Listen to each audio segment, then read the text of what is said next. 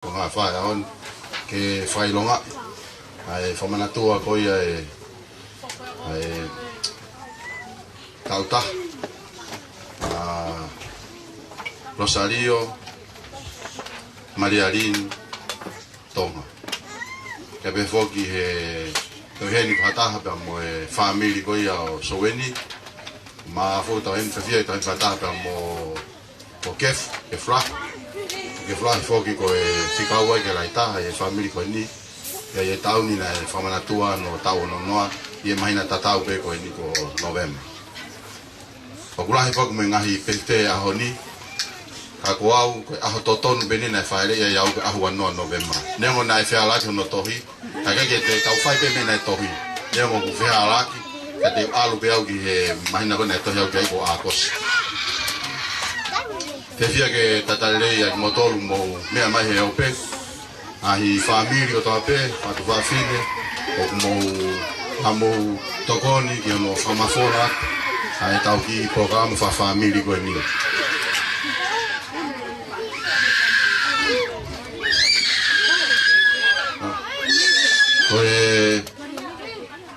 ki family fo ko ni o wikai ke hame ia ko ai mea mau o mau sai be mau tole ai be au kai ke hame ma bo ke hame ai asenita o hai pe ne mai foi mai ka pule ia te ko ia a honi le ngo ko se a falang lang mai mau be foki a kef ko kaptenia family o heka kapteni ke no taloni te kai hen ba mo meti ulaki ia ko ia te ki manga ke me he fustaula o ela he meti ulaki a honi kaya ko whanga maro la yat kati moton kotoa mo si lava mai ahon ke whailonga ai aho ko ini ko tu ko aho yo ko ha aho si ko aho yo ton ke tau whahonga ko tau fetu ko waka ko ha upe time ko to ape ko ki fatau ke pe tau kamata tau pokalama kahiri pe tau lotu fai me apo mo tau keke wa tale va tau me atokoni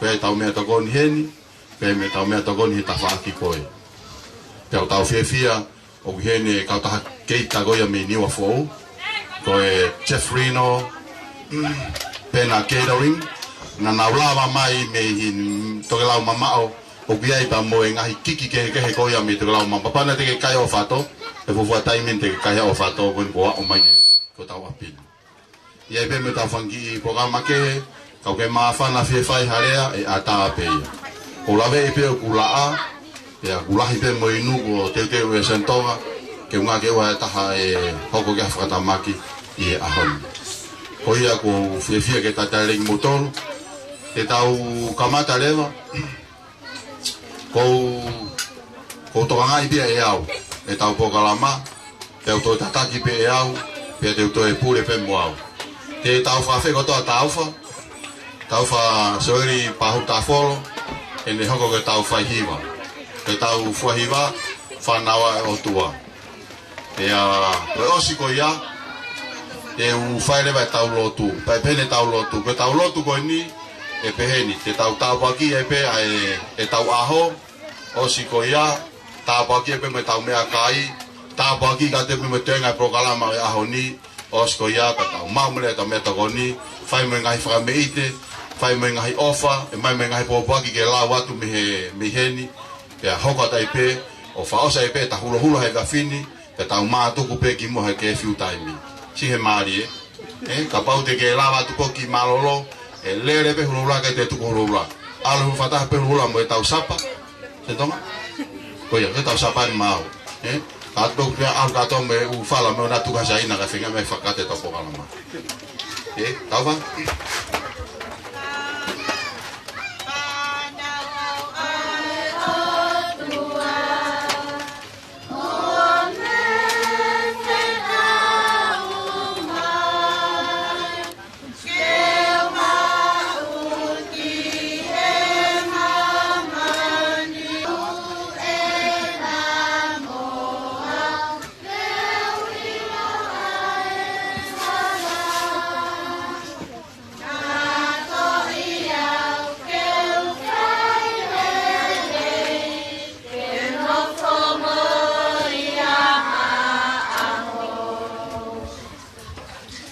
Kataki pe. Ti tau whawhi pe whai whekau, ka si malo e ne lava mai, ke hao whai tau lotu. Rei?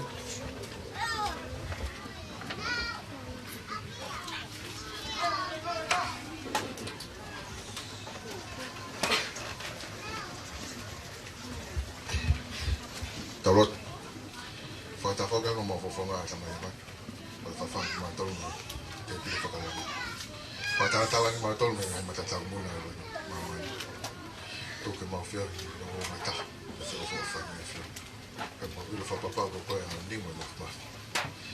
Whakatala maria ke maka. Tātoa na whia whia. Ia whakawha mo ui ko ke whake a koe.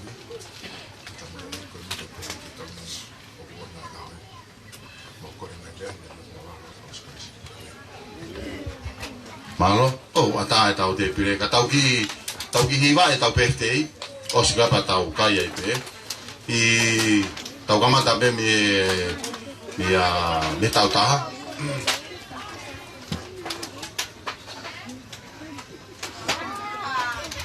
Veni, e tau masi ke o si hela ia e whange huki pe ko whi kai ia. E teke tau hiwa whakanganga pe. Happy birthday, viva! Happy birthday to you. Happy birthday to you. Happy birthday, Dia Rosario Maria Lintoma. Happy birthday to you. Happy long life to you. Happy long life to you. Happy long life, Dia Rosario Maria Lin Fanelin Tonga. Happy long life to you. Kumate ka tau hile te stesi pe. O te ia mai tau tohe tau mea. Fe masi ke puhe ke. Pausa tonga. Tau ke mata ke tau hile te stesi pe. Tau hile ke te ke fu. Happy birthday to you. Happy birthday to you. Happy birthday, Dia Severio Kefu Pentonga. Happy birthday to you. Happy long life to you. Viva! Happy long life to you. Happy long life, Dia Severio Kefu Mere Pentonga. Happy long life to you. O ke tau testesi pe, matu ke tau testesi pe. Ke ngāua sentonga, yo no ave koe e tau ke fotu ka tau hiwa i, matu ko koe pe te santu ke hiwa le lahi, te kau hulu hula apo. Ko hiwa leo si, ke te kau hulu hula. Ko tau tiki ke tau hulu hula, ko hiwa. Ta tau me ka kaila lahi. Kaya ato hame ainu anai he tani tau lola i te ke ntu me tau hala pe mga wha, ke nsi mo mea, o uakai me mea i ka mau tātanga pe mau tole nanai, Sone? Iai?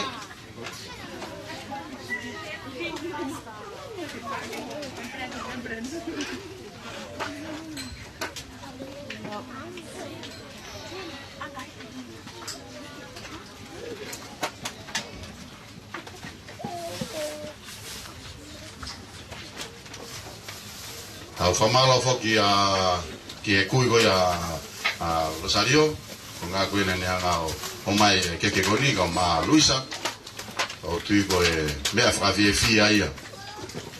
Ko e hingoa whakon ke Rosario, te toki lawe ke anai, ai uhinga na e whahingoa kai toko taha koni. Ka rewa ke ose tau lai wiki ua ilo kakai. Ti teo, Happy birthday to you. Happy birthday to you. Happy birthday, Dia Rosario Maria Lintoma. Happy birthday to you. Vale. Happy long life to you. Happy long life to you. Happy long life, Dia Rosario Maria Lintoma. Happy long life to you. Que te talando, que te ulau. Ta. Hui. Para satu lagi. tonga tu te tau ke o ke fofoki la ha ko si hono tau no ai e tau ni he mahina ni pe ko ni ko fa malo pe ke a tonga ni lo to le ke te ai ke ko na te ke ata family ho ko ke ko tonga pe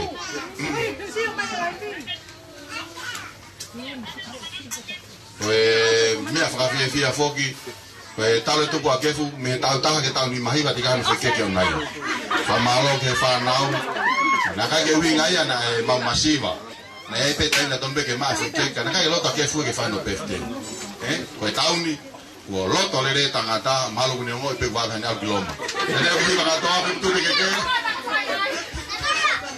Happy birthday to you. Happy birthday to you.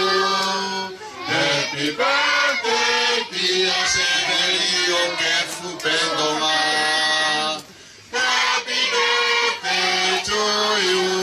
Happy long life to you. Happy long life to you. Happy long life, dear Severio, que estupendo más. Happy long life to you. Hoy ajo en mi okefu, okefu, okefu. Hoy ajo en mi okefu, tawago no tauhofu, ofuru, wainoa, tonoa, fanoa, nimenima, ni maono, ni mafitu, ni mawaku, ni mahira,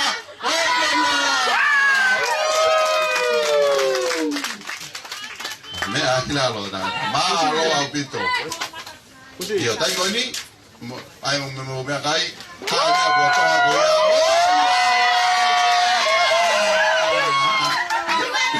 ya ye mo ni me mama ke ta ta me fa de me Pusigasi, musalunga. Ama ko ke mere tale ne to ko te wi ko si pa na ta ke pe o te mo mai ke fe ka ni ku he ni ya yo ata ka me ka Pusigasi. Fala kai ka me ka do ri ka ke fisu se le sai me ature ba no ka hu i onai a o fai nga we ko ya ta ta ho ko tu ta to ri ko pa pe fo ko ta u me a ko ya ko ta fa na u fo ki ka ko la ta ko rieni ya ko ta msila ta rieni ko au ko se ni ko me ature ba o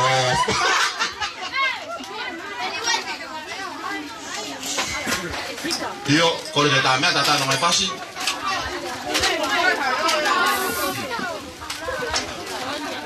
io oh Maria Nive porque me aku ke ta ko kai mo to la ke ta ko la pe ka to me sentonga ko ke ta no fa ka gato pe ga birthday Maria Nive fe mo to ke ta fa ki ke fe mo hiwa moia la he pe si la fa ho a ni vale ma le fe Maria Nive fe mo tu Maria Nive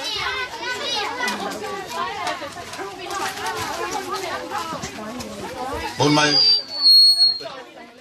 ai con batalla con ni kai ka fa ko ni o kata ki pe ka ke una ave ki mui o ka fufu i ko si ai pe ata mo me ama tolo pensi os ma wena yo ko ke mo me ha ke yo ma me ka mo de fok me pe ke ni ke tau mara ni ve fe mo tu ka hiwa fe mo pe hiwa i be ya o ta sabe Amge mari kage.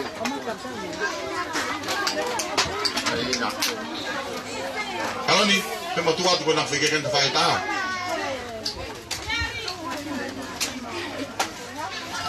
Iyo, kata tu tahu, mo me amare o mai me kage mo kai. O pa fe pe tahu me kai. Ko la pe ke mo me mai pe o mamu me kai pa mo to mai ke te pileo. Ko mare ni be tahu tanima.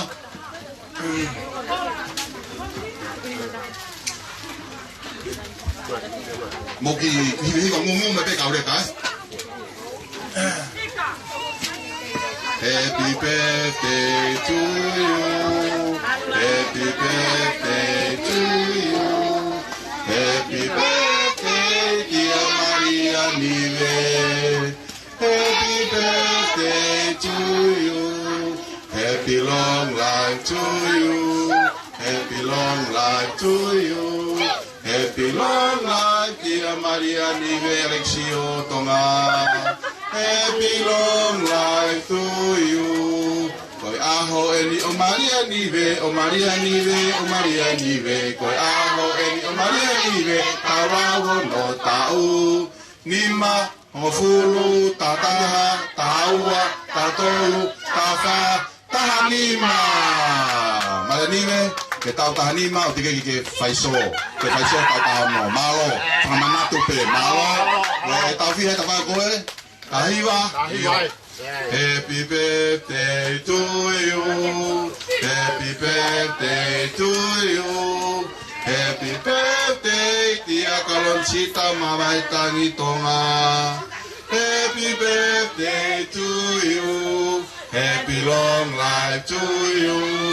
Happy long life to you. Happy long life, Tia Kaloncita Mamai Tangi Pensilvia Tonga. Happy long life to you. Koi aho eni o kalonisita, kalonisita, kalonisita. Koi aho eni o kalonisita, tau lawo no tau. Tongo furu, tanima, taono, tafitu, tavalu, taiva.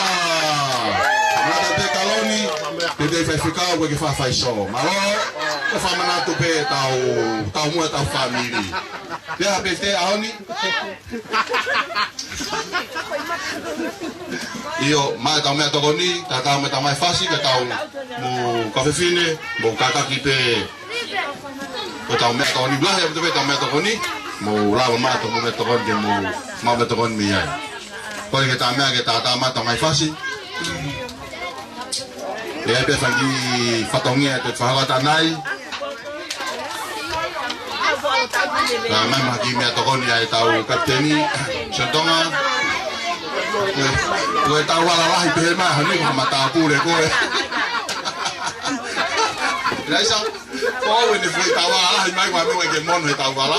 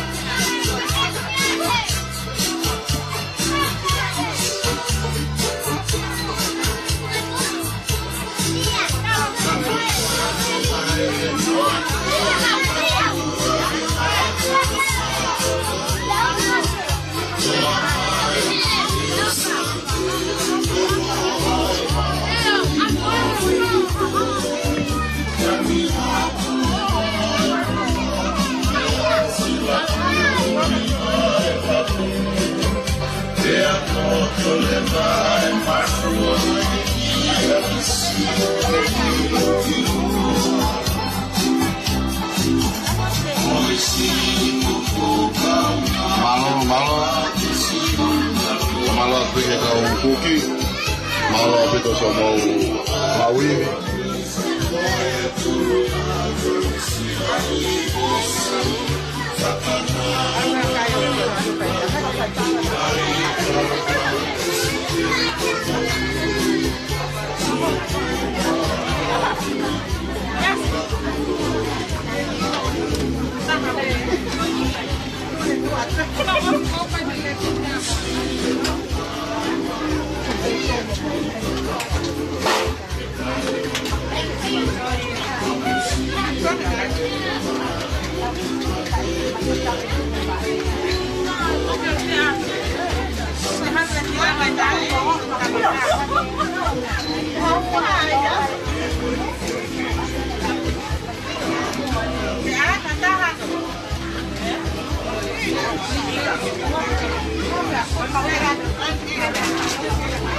Yo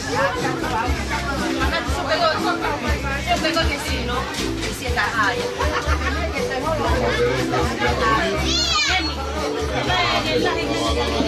Verina,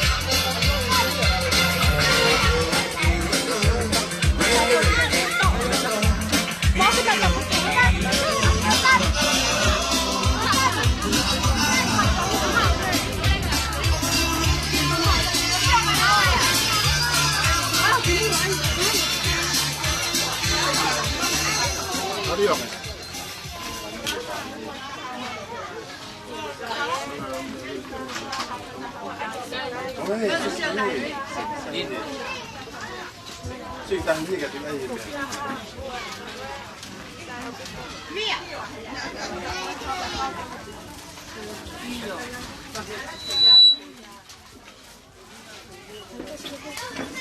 tau mea tako niu ke whainga maari e pe. Halo pe mau ilo, kai whaeto haki whamalo. Tato pe ke u whamalo ki he tui o langi. Ko e ngahi tau poke moi koe ni, ne ke whake mea te tau tol. Lava ke tau to e whemata ki ai, i he ngahi teknolosia, mo e ngahi kāinga mo e whamiri ko tau pe i moi. Tupe mua kau ki ata ki historia no noi ki whamiri ko ni, ko ngahi ngā tau hena i e ahoni. Ko e ongo matua e apini ko Maria Mokalolo, nana mama o atu me moi ko ni, i kosi mo Septema o e tau kosi. Ko kalolo ki motu e me matafono me hifo, pia ko Maria ko e tahine ia me funga whaua mi maufanga. Pia ko e api ko e ni, ko e api uta ia o matua koe Maria, e ko Alexio mo Teresia. Na e nofo pia karo mo Maria i matafonua, o wharea whana e to o furu. I he taiwa fitu walu, na mahiki mai le mai, ke vetu un, ke kumi hapa oi, e fu whana au koen. E ko lahi taha ko lien, Maria pa mo Santa Fon, ko kei lilieni pentonga peia. Pea ko whika wā ko kefu, aia ko kefu ene hoko no tau no noai a honi. Ko whika taulu ko tau fōu, ko ne i Amerika, pea ko kei a Rosario, ai ko e kui a koe a Rosario leka ko tau hene, tau winga tau hene koe a honi. Ai ko e whae a sentonga. Pea ko kei a Rosario me ki Amerika, ko kei a Vila, ko Vila ko ni Nusila, pea ko kei a Lakei mari to morolo, kau ia to ko whakatau ke te whao whamoni, o wikai pe to e ai ha me ai ko e to e ikai. Kai ke ne lava mai ahoni, ko ngā koe ki whatongia, ka ko pao pe ke ne nofo, ka kuhen peo no whakafofonga. Sone ofisa, sone polisi, ko no whewhinen ko Teresia mon hoa, ko Pedrisia, o nai hene ahoni. Pea hoko ke ai a Teresia una funusila, e hoko gai a Coltita o ne nofo Itali, ka koe whika hono ia he whanau whewhine. E ere whi toko tau tangata iki, ai ko Soane o ne wholata whaiwhi ngami a Seria, ke ai koe Maria o Milika, whewhe toko ke i whitutaki mai pe, ma alo me mai ngā pe ke rime pe se ni di soa, koe lupu ke sio mai, ko te fe mau ke te famantala me ko mea ko ri me pe ko pe mai la mai fe fika ngo fulu o stap ni telefoni e hoko gai ki motuan fa ha tu ko no lo mai vita ko ai fisi be awia e ba si sta hale ko Alexio ni no fo en pa morini ko tu e kainga ko ki historia e family ko ni me na tu ko mai ne ko na mo veta te ngai fe tu ke ka ko yang ai mo ui ma fia ma pe ke mau foki mai a pin.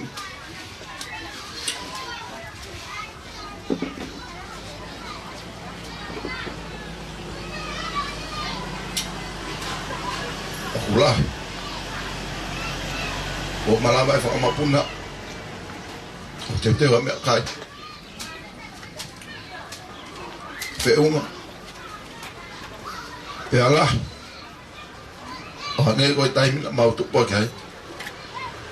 Na wafa amua. Hangai mea kai pe. Kana kai ke lava maui o ia. Wafa manola. Kangai tokon.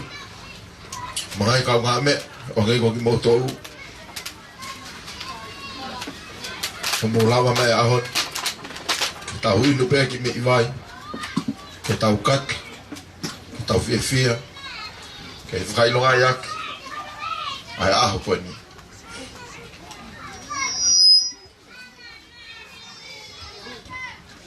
Rieni foki. Na hoko no tau noa e tau kosi.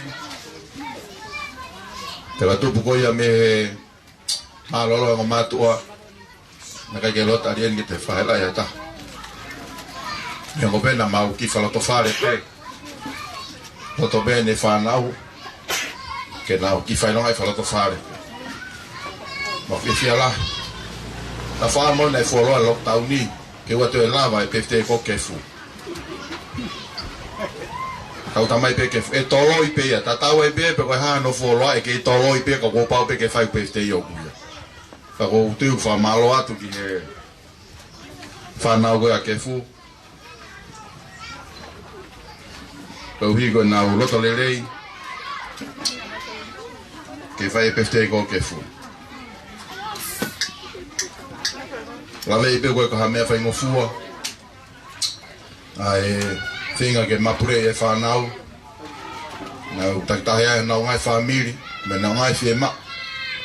Kau nau loto pe ke whawhiwhia i mo whahonga. Ai toko sia koe toko taha koe ni. Hano tau kono noa. I maa tau ni naku maa whiwhika telefoni mea mere. E whinga ki whare maha ko kefu whainga tai ala. Taim na wātai ki ai. Toko tope taha koe ni. Whainga tā ia. Nau tāni. Kefu. Si alo ako ia ki loma.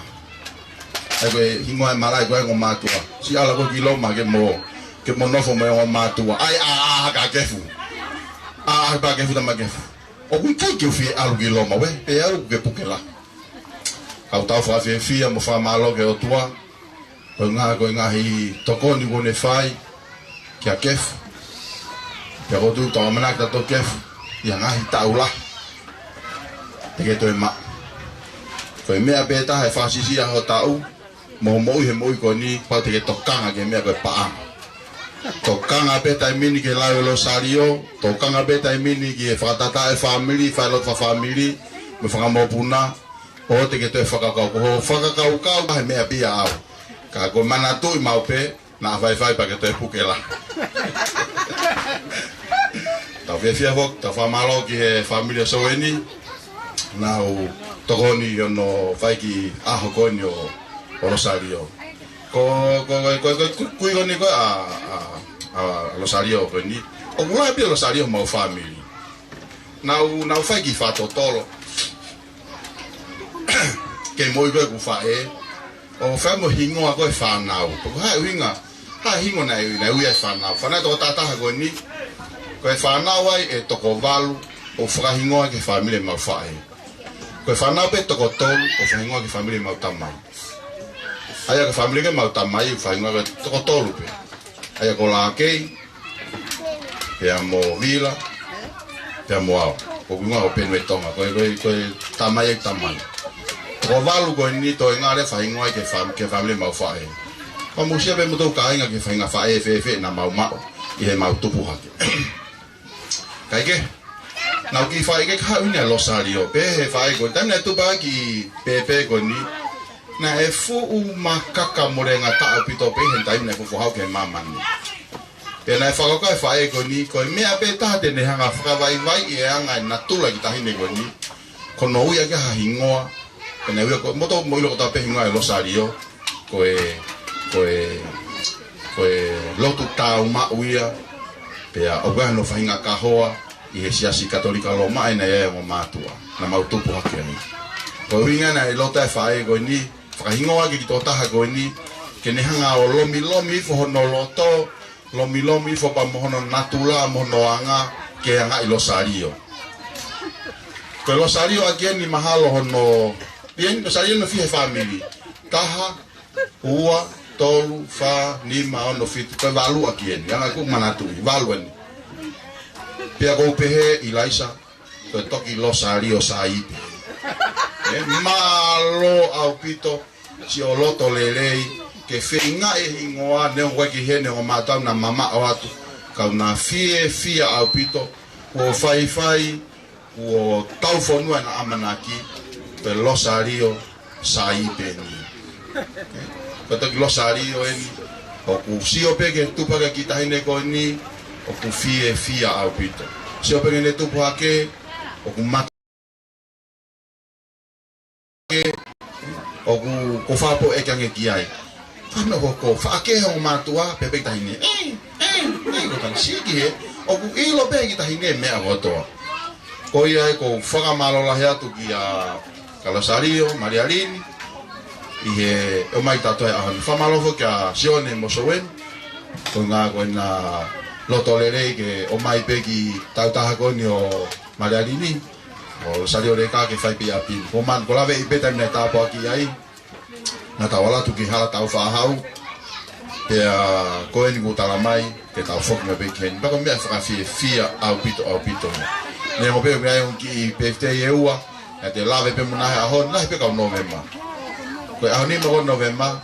Koe aho ia na e whanau e mau tata iki. Panai hoko aho nima novemba e tāko toa pe. Ko pau ke mahau ki apini. Ke whailoha i tau tuku hoko e tauni. Whaneongo e ngahi whataputapui o mo ui mo natula e mamani. Kau tau lawa peo i hene ahoni.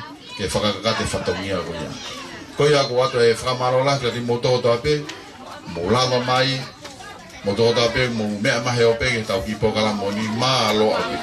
Kia e pefa ki pokalama e hokatu kia e tau whawhiawhia. Hangena lawe nai. Alo e pe me tau hula. Tahataha ni mahiwa. Tāpuni e tau katoanga. Koe kefiu me tau lockdown ni anga.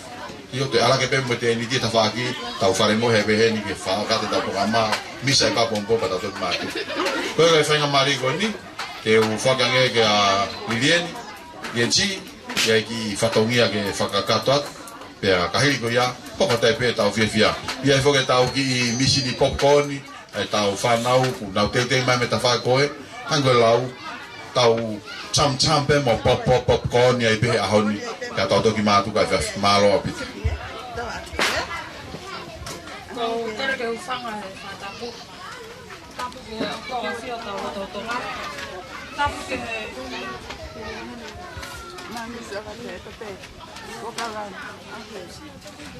tanga te ke aho ka Maria ko ilo pa yo ke to tonte tu awe he aho ni marka ko ha se fa ga tu fatomia ki te hina o kulahi pe fo ga rivendi a Rosario. Kako fio whakatau te lalo pe ko au koe whisi ngā wea te o kei tariangi pe. Ko e Rosario hono tolu, ko Rosario hono wha, mao pe e te hina mo le ki tama.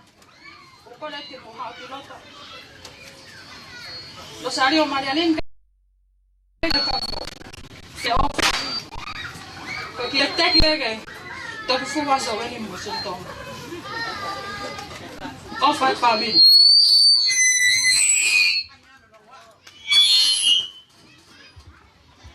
Koia. Whamalot ka Lienchi.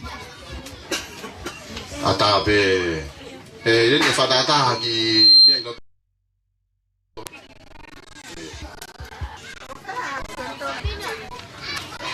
Kai. Ake ki whatataha ka loto koe kai nau. Loto kia ke mea mai iyo. Moki rete. Moki whatataha ka loto koe. Tumau pia kai pia loto koe ke ki. Oi ya kai ata e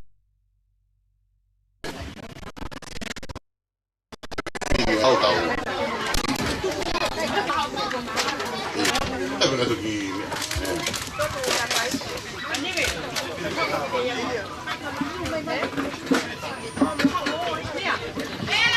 Marie. Yo. Mo ke whanonga mai pe. Kai whatata pena. Tadi.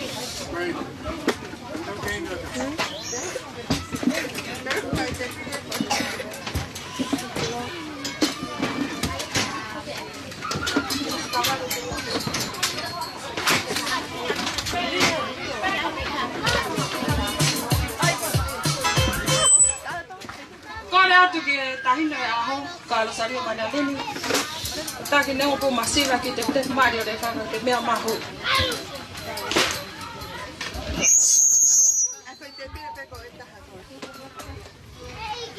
Pave, tia te mahamaha ke ki le kaho moai ke ilo e mea paseni. O start ka motoru ka tau moi whoroae. Osi traini penaya e saweli ke ne ilo mea paseni. Malo ma saweli si a ko e whanga au koia. ai ke le ilo I ai mea ko seniti ko mea pa ve fia ia owa yo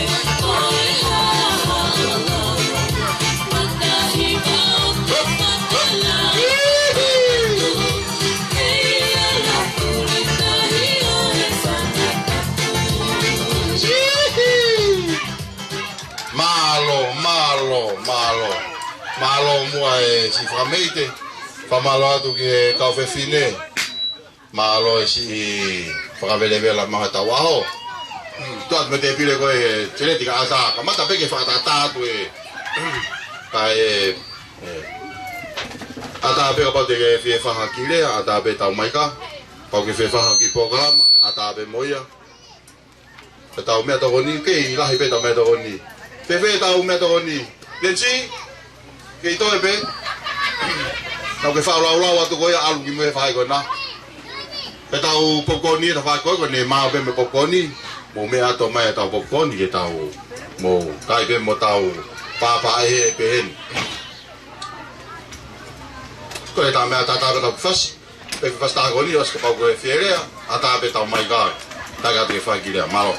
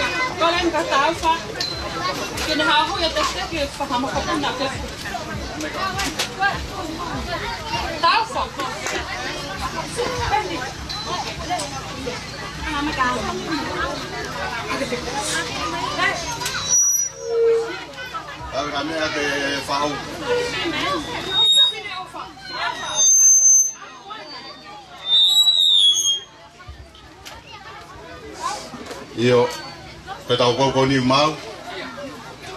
Ngawe tau fa. Tai mu ya tu mo ta to ka tau fa ta fa ki pe. Siapa kita ni fa.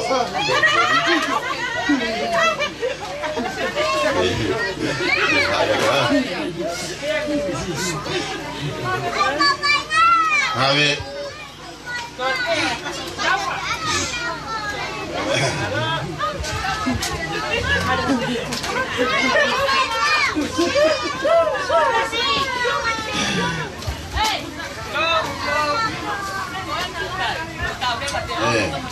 Sai mau ave kio tau hi pe ave ka to mo haton ke tama pefte ave ka to ga ye tau me ave haton ga to ave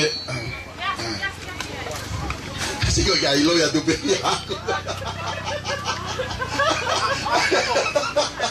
sí sí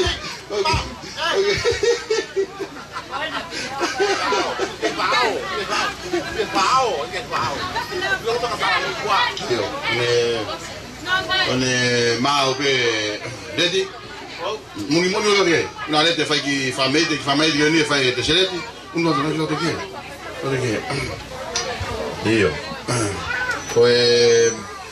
tokota mau inga pe ni fana wa ke fumo mere o leti fo na la no fo pe leti me o ma tua ha pe ki mama te o ma tua me mo go ni leti mo sentonga na si fai fa tongia ki ai tala ngwa leti ange go mo me mai ki lanu go putu ye leti no tema o ta go ni na ne la ma la lo ya ki ha ka tonga hai Ako lanu maroon, lanu ninyeng ako ni lanu tongahai.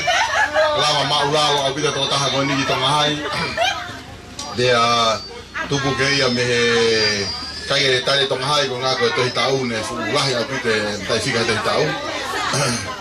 Fa ele te ki ko ki fai va ko ni. Pena ko me pele dia ka ko ta fe fasi ko ni. Fa fa ngai Mariarini tamo kefu. Ya mo balanive mo kaloni ko ki famete ko ni ko la tupe ko ki fema ko fa fa pare tu ang pe ya ko ki mo ko pa ya fa ki fa ko ni o ma e text ko ni ko mesen sa ma ni pe mai me a yo ko me me a telesia peni va tal mo no tupe ki a ke fo sia no aho ya mo Mariarini ko fai va no fai te seleti ti wa tono teki teki ma me he kauta ta piliki ko pili e pa nga ni manoa teki teki a te seleti ya pa ke kola nga kef ga be mo ni manoa na ka te seleti auto kilia ta senti kefu lu ere va mai e senti ke teki teki ka ho ka ta fai va be ngelu ka kefu ngelu e ka to ki ta mai si e mila si e seniti uno Yo estoy a ese nivel de tek teki. Se que capaz que tu fa fa iba con ha pe me senza ai te tu vale io quando che da me foi texen mia Paula Pentonga me Quasets Mokayama fa malota teseleti ne fa ho mau faiva ko le pe mua ki a kefu que maquino pe mua arquitecte que a teseleti kama to kiria te senti he monite te lue con ne anime ya me Quasetsia te lue sì monuia teseleti te respeta monuia ma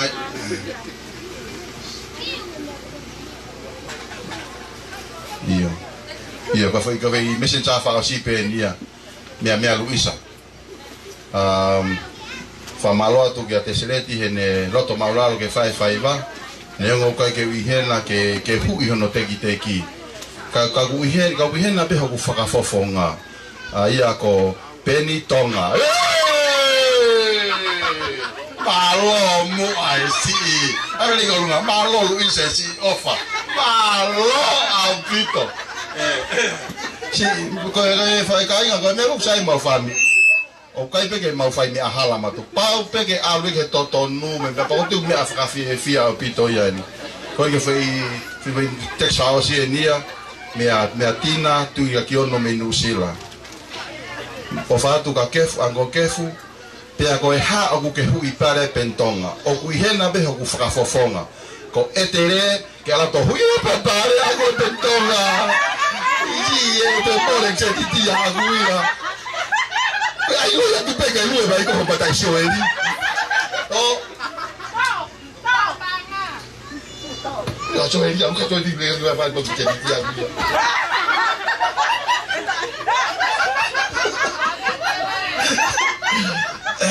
si ave ki ai ho mo ha mi ha pai mo me mo maria rin ke mo manga hi ko vi mo family leti manga ki mo ga do fai wa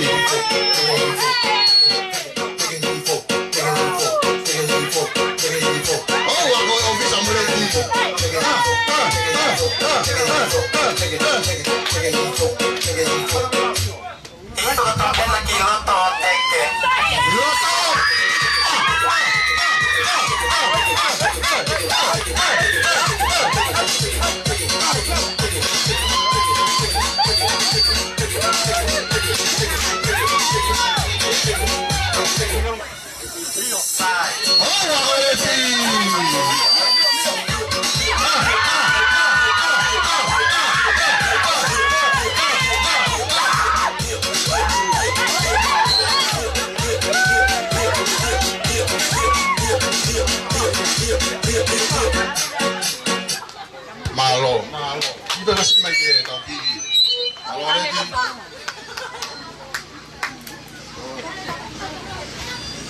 di apa lagi ini fahagi dia ke ata apa tahu kita popcorn fanau mau me tahu popcorn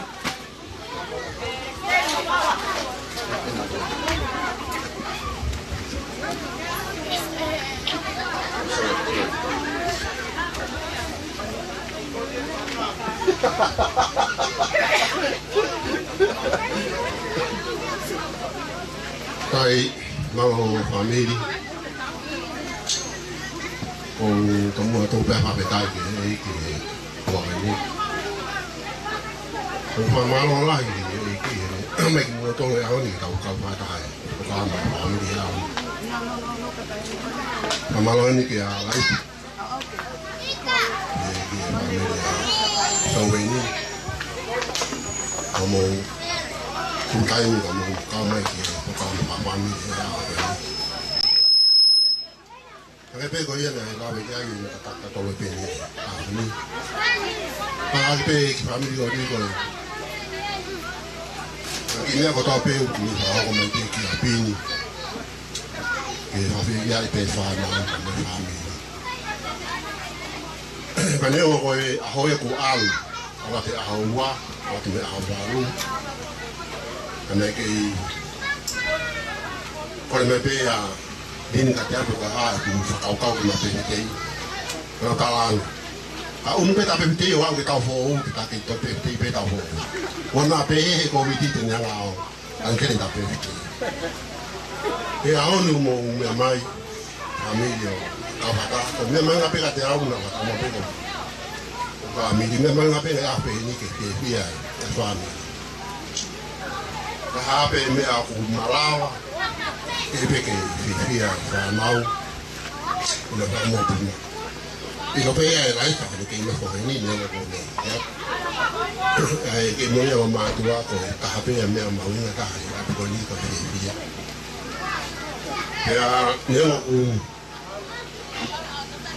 ก็ตาก็เวียนตอนนี้ก็มาตาเอานี่หมดhal ko nang ako tapi nggak fly do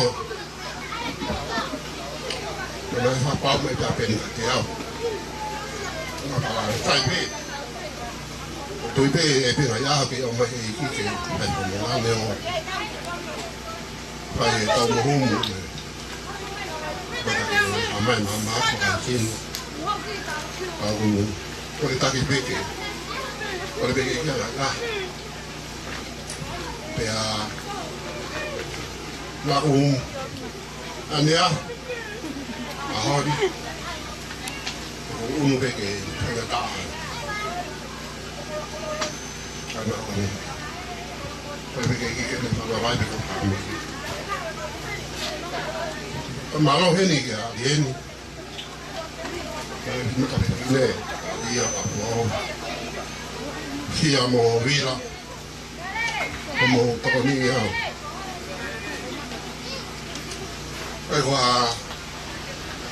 Kaya me ala ti ya pe ni ke tau mo ni. Ala ku toki meno ka ta ko. Pero kita wan no ko ku mo wi. Le tokoni ya ba ku pa vi. O hina hiki ka tong tanga ka. Ko pa vi ne na tokoni. Ya, orang mawa kalian, kalau kafuang sudah tadi ya. Ako na kaya tiyaw, ako kata kakak, papa yung feel.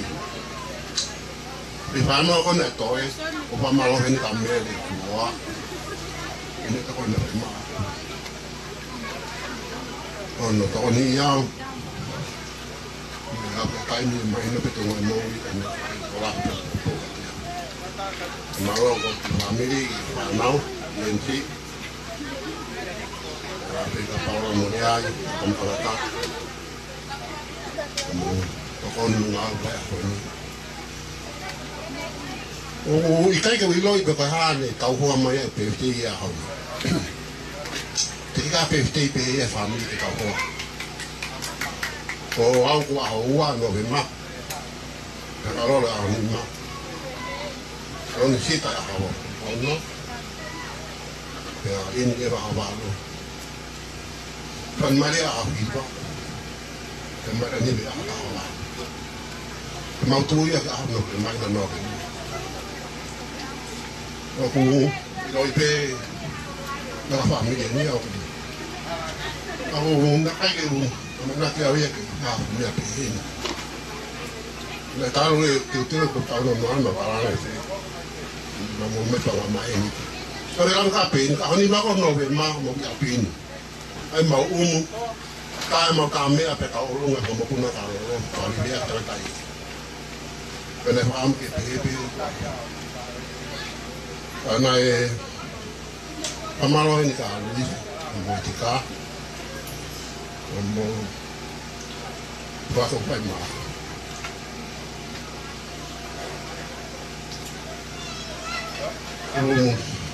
ini kayak apa masalah dia orang tu usah ke family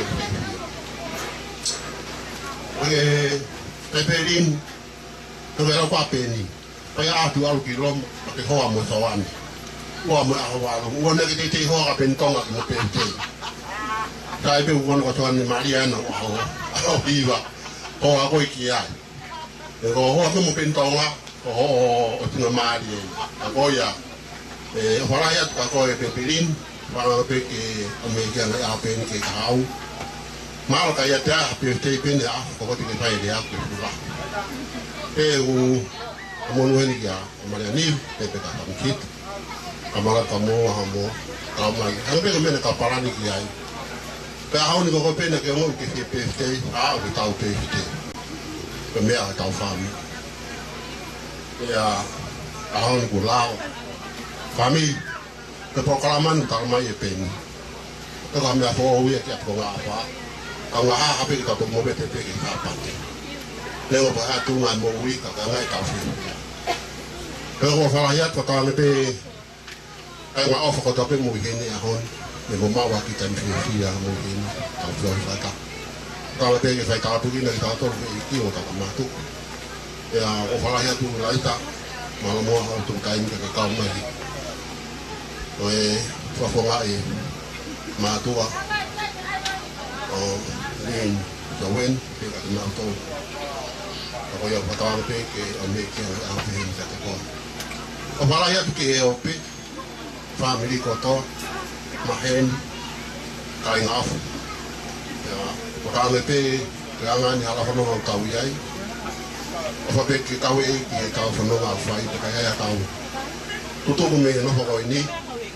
Kali mereka Maria Mokanol, mereka tahu. Oleh patawan lebih, pokok kita pokok lama ahon yang medino, berfikiran doa fat malu.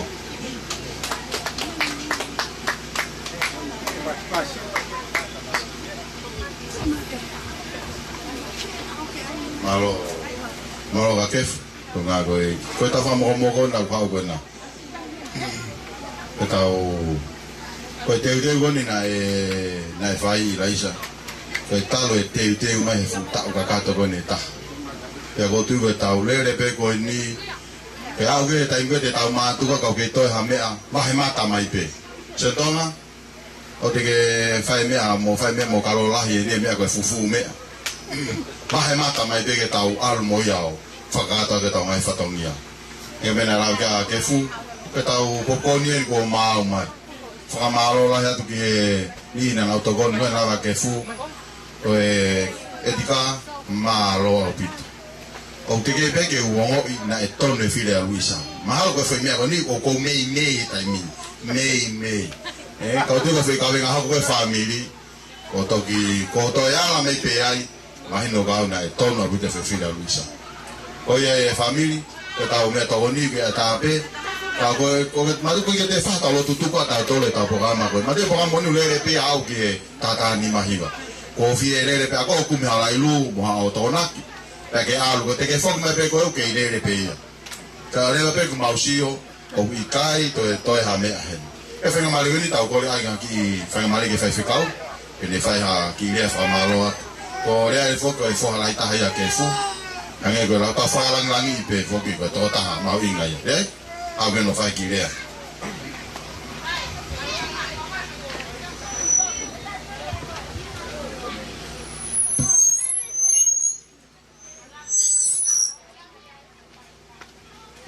Colega, como a mãe tem a falta de proteção, a falta de muito.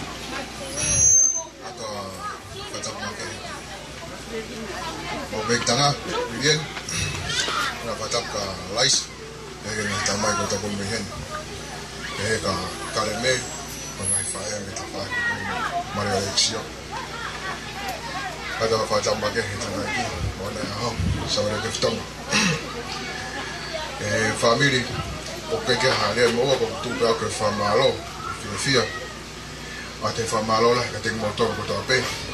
Lava que ta fa ta mai a ko ni ko ma ko. Ka to na fia a ko ka mo mo i po fuaki. Ko motor ko no fa ho ha atu. O ku que fulo ko asio lo itonga ni family ku si fa pa ya tu mo family ki funga baila hi que ta mo ya ga ki wa fo o. Que ngalo fa ki ai. Ka ko la hita ha e fa na we to ko ta ha wa. Tangata ki ko ni kef. Ya to ta ha wa ko ni pe ki ai to ko ta. Ya na ki here vai pusa ki vai to ko wa. To ba to ale mo ya to ko. Na to po ke o ma to ko ni ko ta mai ko ni na ke ha tai mi. Te mo fie kaia. Te mo han ki ma ha me te ta malama. Leo nga masiva ango ni ma family ko ni. Kana ba no fo pe lotu mo fio fo fan. Ako i mautolo o sikoto kana keke manatu i ko tamute a hani foka ukau kana keke ke hame aya e hala foka molare pe hala foka e fika e mautu ko ke no tama tata dai ko ni na e mawa ko la kamata ke mo fai ma mai fili lotu ke mau kau kiai ma fai ma me ape ke mau fia kau kiai na ma tapa taina pe ane tu wange me agoto ke fai de mo loto pa ko ia e kefa ke ha le feo la forma lo que era como más por esta la muy con al ofa le que como hoy ma ya o si o pa ko kainga ko to ke family pa tawa nge pe mo ma ko na ho fi pe e ta fa ta e fi fa ma lo la he ko mo to mi a ko to pe ke ha re fe un ke fa ma mo to ne ka fin ko fa ma no ya to no ko to e fai fatto mia a poi e beleva malana to a fatto ho fatto molto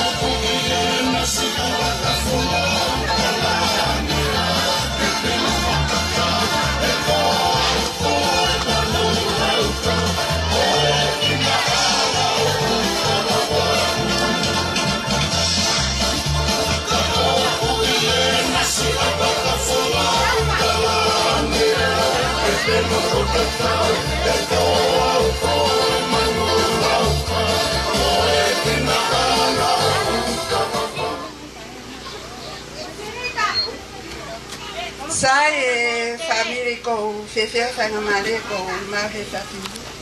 Ke whahoka taha ki rea moa ki whatongia. Ma e inau tolu anau tole aho ko e mito i hengi ai. Koe ako tomo atuka whamaro ke tamai he wani. Ko e inasi mo ui ki tau tolu. Lava ke tau au sia e he whiafu ko e ni. Ko tangotu peho ku no whanga pe hangepe ko e mea na lave ki ai MC e family. Ko family ako ko e ni ka hame e mau. Ko ia ka nau tolu. Ihe hoa ko ini nau te mai peke paha ki whalangirangi na ko e Rosario Marialin ko ia ko kore atu soweni ko fe alini ko fe maalini ke mai ki muani ba kore atu eva mo kefu kataki ke na mea mai ki mua ke ma hoko haki whalangirangi pe ma ki moua i e ahoni. Ma ke hepe me iai mea Mariani pe mo kaloni. Atu pe hatala mo nuu ma ki mo tolu. Gatoa ke te tau maringi maha mai aho ma ki mo tolu. O ange koe ahoni tau fefia ko toa e. Pamalo atu fonken ki o whangate hinari. Ke o pe. Kai pe e koko whangatonga ange. Ko ui ko nga inofo merino ma nofo fe fofane lava ke ta whahoko.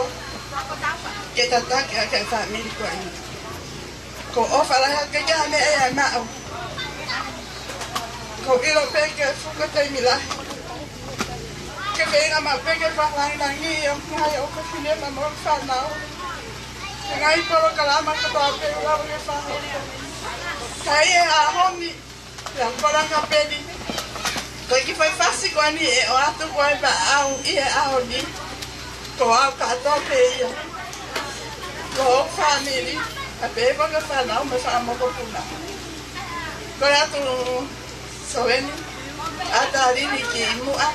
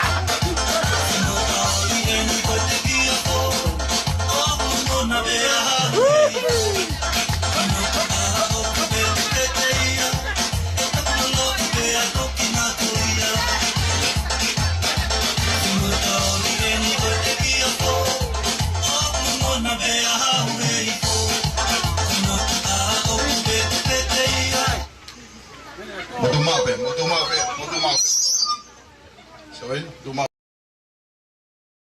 Kalau tahu family, tahu apa teknologi. Kalau tahu guna kau yang nawi heni, tahu apa tahu kakak tu pun nak ita mahatahaya. Kau tohen me atita. Kalau tohen kau ni family, kau tahu na foi Itali. Mantu itu kau kefusai ini dah fatonga.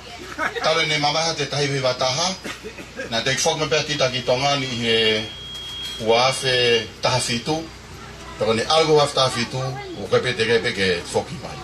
Kalau ni pone matu mai kena si tohi ke famu koko famu mala pe kapate kate ulawa tu pe ami aku neto mai.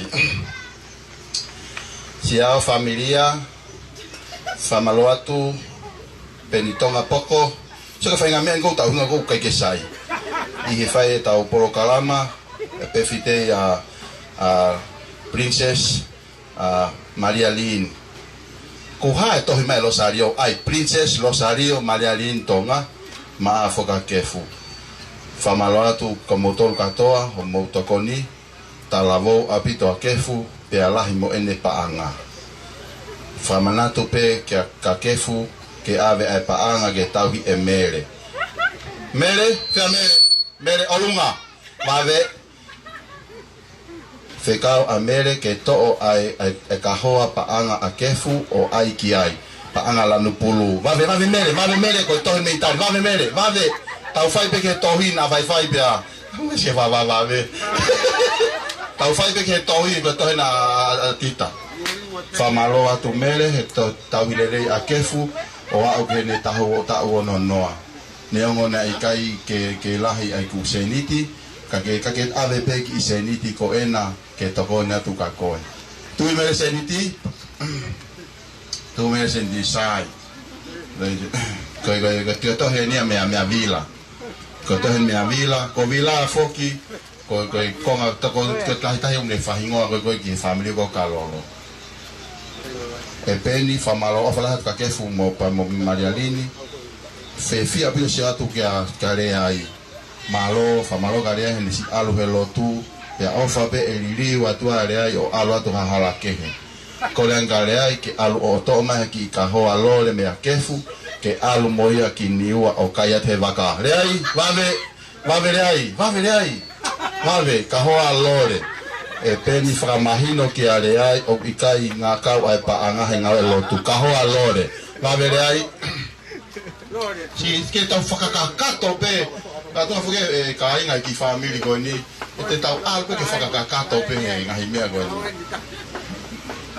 tu mau pe ke fu ko fangosien ko to hi fangosien me ta fo ko ta fo nga la ko ke fu ko ta fo ko fika tolu pe ne o kai me a mere ku ke whakakau ai ko lau ka me mere we love you si e whai ngā mea nga e family ilaisa ko mere pe taha ko ofa taha e family ko te lau ko taki lere ko taki ia ko te me ta fo ko ta fo ki ke to taha e family o kangia ta fo ia ko master ko ninja o ku fuhu pe me kakai tangata me kakai fefine e lau ke fu tai mna ko ke fu en hanga ki fareti ko ta fo ne fu mau pe he ako e tai mo hata mai ke fa mo me ke fu farat ka de koe pango pe ko kai ke hata ha hena ke si frafi fi ai koe o ku i fe peni o ku i fe a eva o ku hena eva mio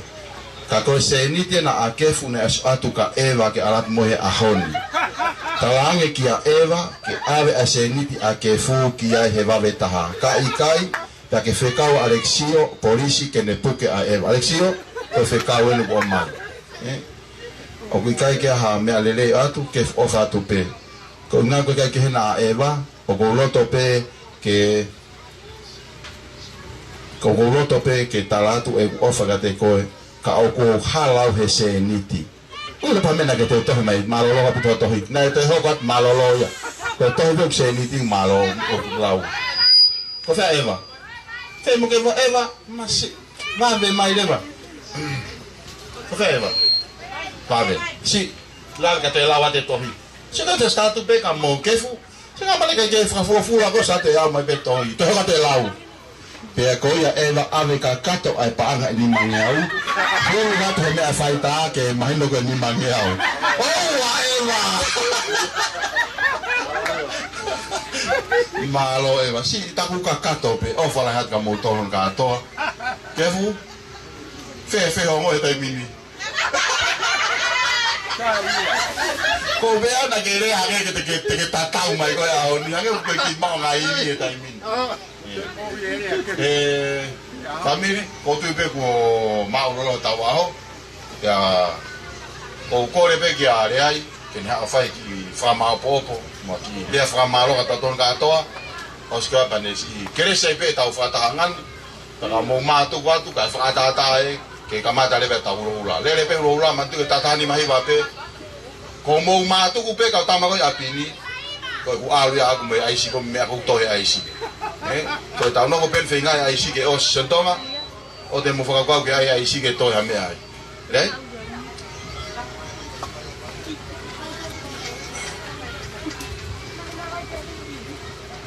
Whamalo lahi atu mo tō whamiri. Whamalo atu pen. Na tonu ke whamapo po e pe penin ko wilo pe o tō ngā. Ke i mo le whangatamai. O ku keke te aha me ai mo a whamiri me pe ke kanga ahi ko tō pe. Ko lava le rei tau whatonga ngan. Hoko ai tai pe mo fia mo kātanga mo rulau mea. Ka ku whanga mehitanga ki i kāre ki Amerika. Ko mo sila aku mo me amai pe laivi. Taluange mo whai. Tolo kala mau mea, kolo to ke pehe mai ke si hao liwa, ko ia ki ka hoa paanga ke si folau atu aki. Ko pehe mo tolo wa hapa ka mo fanga kui ke heka tai to tongu ki liwa ko tongu paanga na to. Ko me pamere mo reati. Apa gua ha to fa to mia e to no mo wakai a ko ni. Ko familia ko ni hanga pe ko na la vai ta dai ko ni pen. Ko ke ha me e ai ke ma ko ne fia pa na ko ne sai.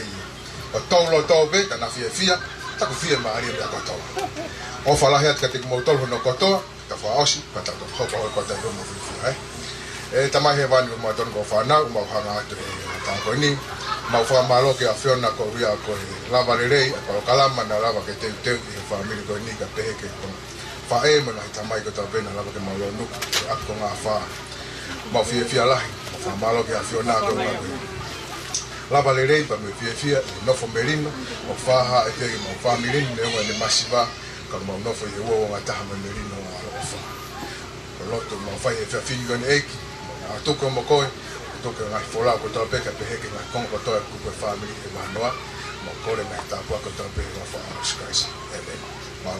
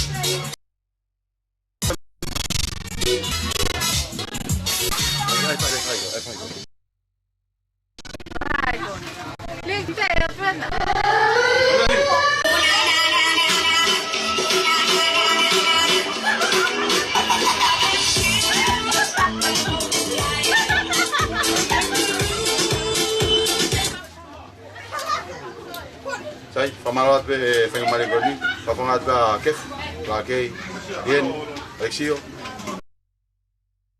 Pamalaya tu kota Peru, do mayo, oni ki ko ha mo ne fa ko la vale tau fatongia ko ia. Ane pe ko mo sio mai ke tangata, ko fai ngahi lea tuku mo ngahi tatau mai. Ka me ki nge te ki ai ki mana la ko to e. Ange na ki ame na to ala te kahawa, ange na ki foi. Ange foi toto ko te hu ho atu. Ko ia mo ki to nga mai pe ka pa e li fau ke me foi toto ia ke. Nge ke te te a bo ke to ala ta ai.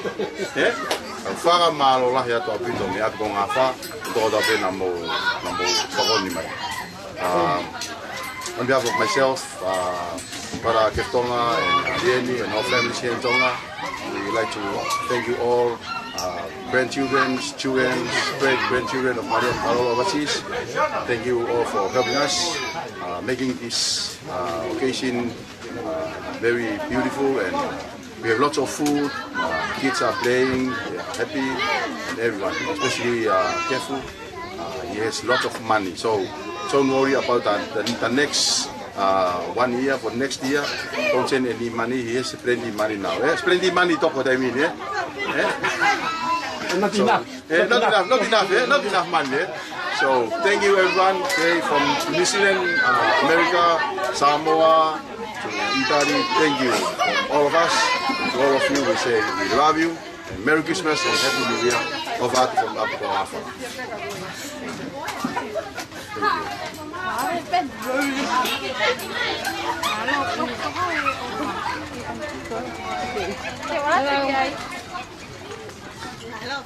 Malo. Lani, aku mau suka mama di sini.